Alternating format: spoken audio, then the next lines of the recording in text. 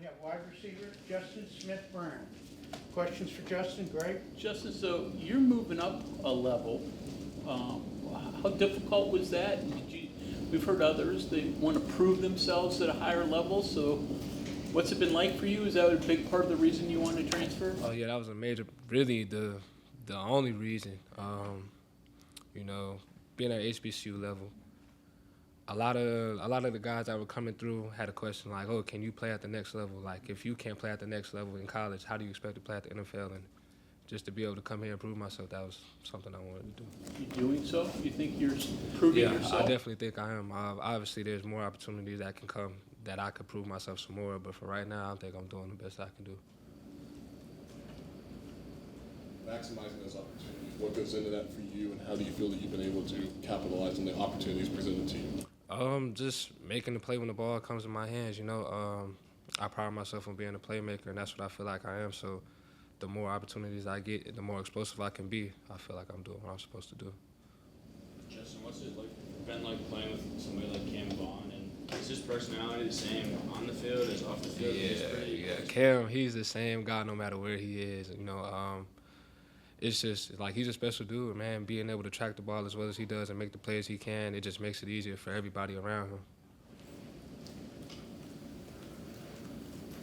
Hard moving, though you'd been at your previous school for a while. Was it hard picking up and leaving? Yeah, man. I have an attachment to Orangeburg. You know, the guys there, like that's like family, like coaching staff, even just the regular people in the state and in the city. So it was definitely hard and emotional, but you know, that's just the decision I had to make. And why West Virginia? What got you here? Oh man, Coach Rod, Coach Garrett. And really just the tradition of West Virginia, you know. Coming here and seeing the college town, the way the fans support, it was just second to none. Like, I couldn't pick anything else. Starting faster, just from your perspective as an offense, what do you guys need to do to kind of get out of the gates a little bit quicker heading into this game against BYU? Execute. That's the biggest thing. You know, that's something that Coach Rod and everybody preaches, so we just need to execute and be where we're supposed to be when we're supposed to be there. This offense has had some struggles. What is it that it needs to do to get more consistency? I really think that's a day-by-day thing as far as, you know, building the chemistry of the offense and just repetition with the people that we need to get it with as far as quarterback-wise. So that's definitely going to come. The games that you guys started out strong have been the victories. What's been different in terms of preparation, in-game execution from those games where you're able to start out strong as an offense and the games that took a while to get going? I say we just have to approach every week like it's a big week. Every week has to be approached like Pitt. So that's the main thing. Just every game, it's not just a big game because it's a big game. It's a big game because it's the next game. Justin, have you ever been to Utah, and what do you expect from playing at like elevation, and how does that change your preparation? I don't really know much about Utah, but what I do know is that football is football. So regardless of where we are or what it is, we just got to go out there and play. Receivers have played with offenses, played with multiple different quarterbacks. Is that hard for a receiver? You got left-handers, right-handers. They all throw it a little bit different. Is that hard to adjust to? I can't say it's different for sure, but like those are guys that we get reps with in practice, and you know, if you know that you have a right and left-handed quarterback, that's up to our decision to get the extra work in, and I think we do that. What's it been like working with Khalil Wilkins and Scotty Fox in particular? Both of those guys are great. K4, you know, both of them being young, they have a huge upside, and I just can't wait to see what they do in the future, especially with us. Would they make a mistake in the game, you as a veteran, do you go over and talk to them if you see something, or do you kind of just let them figure it out with their coaches? That's more so, like, how I approach it is, you come to ask me, then I got you for sure because you're my brother. But as far as that goes, you know, they have a specific coach that they go to, and I give my opinion on it when asked, but I let those coaches handle what they do. The FCS level, have you ever been a part of anything like you were in the environment for the Pitt game?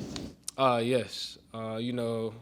HBCU homecoming, that's like the Super Bowl. So, we got a 30,000 people crowd, and it's just as many people in the stadium as it is outside. So yeah. So who was it for South Carolina State? Who was your big? We had our rival was North Carolina Central, and then really every game in the MEAC is a rival because it's only so many teams. So one loss can cost you a MEAC title.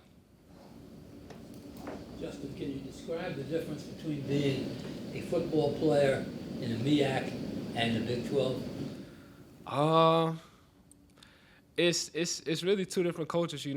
As far as being at the Big 12, it's a lot more, I would say, a lot more professional. Like, there's things that you could do at the HBCU level that you can't do here. Like, you have so many guys that are fine-tuning what they do at the Big 12 level versus guys that, you can get away with some things and just be more athletic than people. And I feel like you can't do that here. But both levels, skill-wise, they can both ball. I say the biggest difference between HBCU ball and Big 12 ball is the trenches.